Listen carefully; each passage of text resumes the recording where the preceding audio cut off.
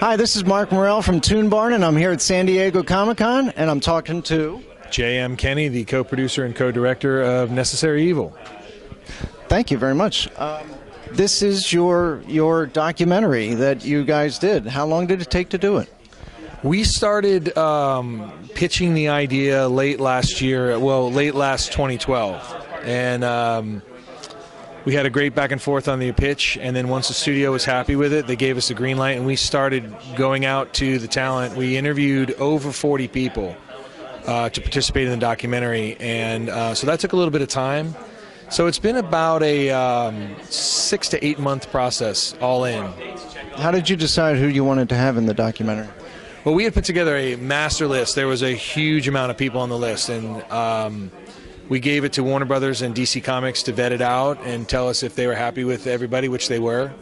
And then we just go out to folks and see who's available. And it's really hard when you have a hard, fast deadline, you know, to try to get your film done. It's not like we were making this film over a period of years. So many people wanted to participate but couldn't because of their filming schedules or their touring schedules. And so when we got it down to 40, and those 40 people decided to do it, we lucked out because we got 40 great interviews. And you also have Christopher Lee doing the narration, right? Yes, I spent many mornings at 4 o'clock in the morning, California time, talking to London and his wonderful agents, Kate and Lucy. They got it right from the get-go, and you know, Christopher Lee is 90 years old, so we were hoping that he'd be interested in doing it. We were hoping that we would be able to negotiate for him, and he was a champ. I mean, when you hear it, funny story is we were on our first day of recording. We recorded over 2 days, and we're talking to him via an ISDN line. We're up at I think we started recording at 4:30 in the morning, and it was like noon or 1 o'clock his time. And I had done the temp narration for the documentary, and he said, I recognize your voice. Did you do the narration? And I was like, oh, that's awesome. Chris Lee is like recognizing me as a narrator. This is cool. And I said, yes, sir, I did. And he said, do you happen to be a race car driver? And I was like, no. And he goes, then slow down when you speak. And so I thought, well, that's like a 3,000 or a 6,000 mile burn. He just let me have it.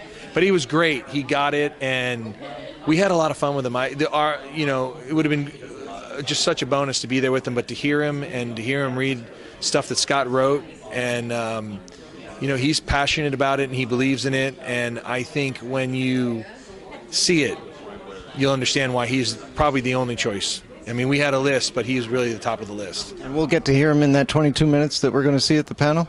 Absolutely. All right. So when it comes to the DC villains, okay, we're talking about Lex Luthor, we're talking about the Joker, Darkseid, all these guys, right? You had to only focus on a few of them because you couldn't go over too much. It's only an hour and 40 minutes long, something like that? Well, we focused on a lot. We did not make it about... We did not really give any one villain in a massive amount of time. There are topics that we talk about where certain villains fit into multiple topics, but we've got a lot. I mean, there's a lot of coverage. We talked early on, Scott and I, and we said that it can't just be the standard 5 guys that everybody knows. It needs to have the women are represented. It has to be a wide kind of look at villains that maybe some people like. I'd never heard of Larfleeze, and Jeff Johns told this incredibly good story about how some of the characters are comical, even though they're villains and they live in villainy. They're comical, and it's a great story. And I thought I'd never even heard of this villain before, and that. This is as much a learning experience for me as it was a producerial experience. And I had a producing partner and a directing partner who should work at DC Comics because he knows everything about him. And I mean, this is his genre, this is his cup of tea, and I'm fascinated by it, but I don't have the knowledge that he does. So a lot of times he's like, let me explain to you who this is. And so it was like an education as much as it was a passion project.